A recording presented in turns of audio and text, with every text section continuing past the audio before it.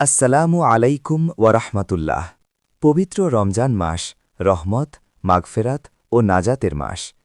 এই বরকতময় মাসে চলুন কয়েকটি ছোট কিন্তু শক্তিশালী জিকির ও দোয়া পড়ে নেই। ছোট দুরুদ শরীফ সাল্লাল্লাহু আলাইহি ওয়াসাল্লাম। রমজানে বেশি বেশি দুরুদ পড়লে রহমত নাজিল হয়। পিতা মাতার জন্য দোয়া। রব্বির হামহুমা কামা রব্বায়ানি সাগীরা। হে আল্লাহ, আমাদের মা বাবাকে ক্ষমা করুন ও দয়া করুন। রমজানে এই দোয়া কবুল হওয়ার সম্ভাবনা বেশি। দোয়া ইউনুস। লা ইলাহা ইল্লা আন্তা সুবহানাকা ইন্নী কুনতু মিনাজ জলিমিন। রমজানে বিপদ আপদ ও গুনাহ মাফের জন্য এই দোয়া পড়ুন। ইস্তেগফার আস্তাগফিরুল্লাহ ওয়া আতুবু ইলাইহ। রমজান হল গুনাহ মাফের সেরা সময়। চলুন বেশি বেশি ইস্তেগফার করি।